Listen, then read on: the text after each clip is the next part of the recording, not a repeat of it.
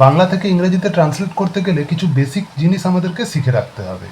তো সেই জিনিসগুলোকে আমি তোমাদেরকে আজকে শেখাচ্ছি। যেমন হচ্ছে যে ধরো আমার আছে, আমার আছে ইংরেজি কি, এইগুলো সবসময় আমাদের ভুল হয়ে থাকে। দেখবে যে কমন মিস্টেক্স যেগুলো, যে আমার আছে ইংরেজি কি আই হ্যাভ। আই হ্যাভ মানে আমার আছে। তাহলে তোমার আছে ইংরেজি কি, তোমার আছে ইংরেজি কি না ইউ হ্যাভ। ইউ হ্যাভ মানে হচ্ছে তোমার আছে। কিন্তু তাহার আছে, তাহার আছে ইংরেজি কি, তাহার আছে ইংরেজি হচ্ছে যে হি হ্যাজ। তবে এখানে মনে রাখতে হবে যে তাহার বলতে আমরা এখানে ছেলে বা মেয়ে দুটোকে আলাদা করতে পারছি না। যদি ছেলে হয় তাহলে হি হ্যাজ করব, আর যদি মেয়ে হয় তাহলে লিখব সি হ্যাজ। তাহলে সি হ্যাজ বা হি হ্যাজ দুটোর মানেই হচ্ছে তাহার আছে। আবার যদি হয় যে তাদের আছে, তাদের আছে, তাদের আছে ইংরেজি কি, তাদের হচ্ছে ইংরেজি হবে দে হ্যাভ। দে হ্যাভ মানে হচ্ছে তাদের আছে। আমাদের আছে ইংরেজি কি, আমাদের আছে, আমাদের আছে ইংরেজি কি না উই হ্যাভ। উই হ্যাভ মানে হচ্ছে আমাদের আছে। এই সমস্ত জিনিসগুলো হচ্ছে যে বেসিক জিনিস আমাদেরকে জানতেই হবে, তবে আমরা বড় বড় ট্রান্সলেশন করতে পারবো। আবার কিছু সেন্টেন্স লিখতে গেলে আমাদের এটা প্রয়োজন হয়, দেখবে যে আমি হই।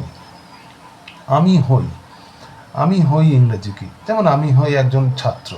তো এটা লিখতে গেলে তাহলে আমি হই আগে জানতে হবে। আমি হই ইংরেজি হচ্ছে আই অ্যাম। কিন্তু যদি সে হয়, সে হয়, এটার ইংলিশ কি হবে, সে হয় ইংরেজি হবে হি ইজ, মানে সে হয়। যদি ছেলে বোঝাই হি ইজ হবে, যদি মেয়ে বোঝাই তাহলে কি হয়ে যাবে সি ইজ, মানে সে হয়। আর যদি এরকম থাকে যে আমরা হই, আমরা আমরা হই, তাহলে এটার ইংলিশ কি হবে না উই আর। উই আর মানে হচ্ছে আমরা হই। তাহলে তাহারা হয়, এটা যদি হয় যে তাহারা হয়, তাহারা হয়, এরকম হলে কি করব না, তাহলে এটা হবে দে আর, মানে তাহারা হয়। তুমি হও, তুমি হও ইংরেজি কি, তুমি হও ইংরেজি হবে ইউ আর। তাহলে ইউ এর সঙ্গে আর হয়, দে এর সঙ্গে আর হয়, উই এর সঙ্গে আর হয়, he is, she is, I am হয়। এইবার এগুলোকেই আমরা বড় করে করব। যেমন এখানে আমি শেখালাম যে এই যে আমার আছে আই হ্যাভ। তাহলে যদি আমি বলি যে আমার একটি ক্রিকেট ব্যাট আছে, আমার একটি ক্রিকেট ক্রিকেট ব্যাট আছে, এটাকে আমরা ইংলিশে কিভাবে লিখব, আমার একটি ক্রিকেট ব্যাট আছে। তো দেখো আমার আছে এইটাকে আগে লিখব, আগেই শিখিয়ে দিয়েছি। আমার আছে ইংরেজি কি, আমার আছে ইংরেজি হচ্ছে আই হ্যাভ। আই হ্যাভ মানে আমার আছে হয়ে গেল। এইবার একটি ক্রিকেট ব্যাট, একটি ক্রিকেট ব্যাট ইংলিশ কি না একটি ইংরেজি হচ্ছে এ।